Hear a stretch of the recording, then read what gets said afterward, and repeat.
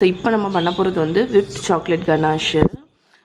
So இதுக்கு வந்து நான் என்கிட்ட இந்த மில்க் சாக்லேட் தான் இருந்துச்சு, அதனால நான் அது வந்து 500 கிராம் எடுத்துருக்கேன். அப்புறம் அரை கப் 125 ml வந்து க்ரீம் எடுத்துக்கலாம், இல்லைன்னா பால் எடுத்துக்கலாம். ஓகே, ஸோ ஃபஸ்ட்டு வந்து ஒரு சாஸ் பேனில் நம்ம வச்சுருக்கிற பால் ஆட் பண்ணிடுங்க. ஸோ இப்போ இதை அடுப்பில் வச்சு பாயிலிங் ஸ்டேஜுக்கு கொண்டு வரலாம்.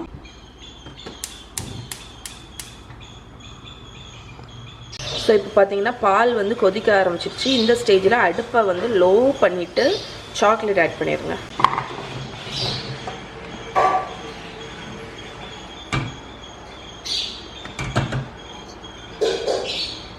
ஸோ இந்த சாக்லேட் ஃபுல்லாக அந்த மில்கில் வந்து சப்மர்ஜ் ஆகணும். ஓகே, ஸோ அது வரைக்கும் மிக்ஸ் பண்ணி விடுங்க. நீ வந்து இது ஒரு 10 minutes போல் அப்படியே விட்டிங்கன்னா அந்த சாக்லேட் ஃபுல்லாக மெல்ட் ஆகிடும். அதுக்கப்புறம் நம்ம வந்து மிக்ஸ் பண்ணிடலாம்.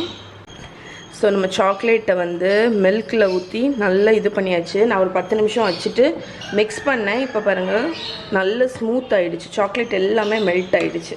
ஸோ இந்த டைமில் ஒரு பெரிய கிளாஸ் பவுல் எடுத்துக்கோங்க.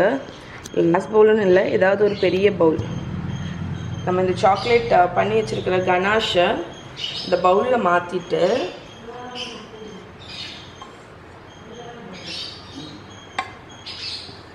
ஸோ இந்த பவுலில் தான் நம்ம விப் பண்ண போகிறோம். அதனால தான் நான் வந்து ஒரு பெரிய பவுல் எடுத்துக்கோங்கன்னு சொன்னேன்.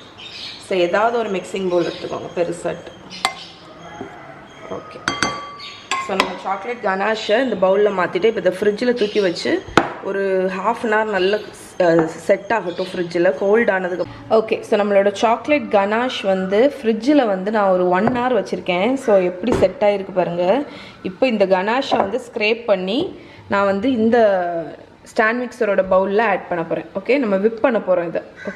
ஓகே, ஸோ இங்கே பார்த்தீங்கன்னா நம்ம திக்கான கனாஷை போட்டேன். இப்போ இதை வந்து நல்லா பீட் பண்ண போகிறோம், விப் பண்ண போகிறோம். ஓகே, ஸோ இது வந்து லைட்டாக க்ரீமியாக ஃப்ளஃபியாக ஆகும். ஸோ அதனால சில் பண்ண வேண்டியது ரொம்ப இம்பார்ட்டன்ட். ஸோ நல்லா கூலாக இருக்கணும் இது. அதுக்கப்புறம் நம்ம வந்து இதை ஒரு 3 to 5 minutes விப் பண்ண போகிறோம். ஓகே, ஸோ விப் பண்ணி முடிச்சுட்டு எப்படி இருக்குன்னு காணிக்கிறேன்.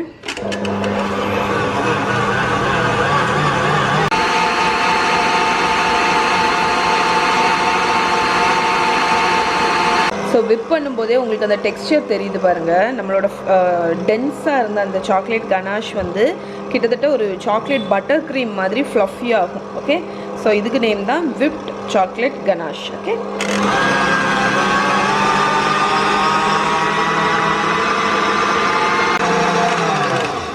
ஸோ இங்கே பாருங்கள், நம்மளோட விப்ட் சாக்லேட் கனாஷ் ஒரு 3-4 minutes விப்பாக இருக்கும். ஸோ எவ்வளோ லைட்டாக ஃப்ளஃபி ஆகிடுச்சு பாருங்கள்.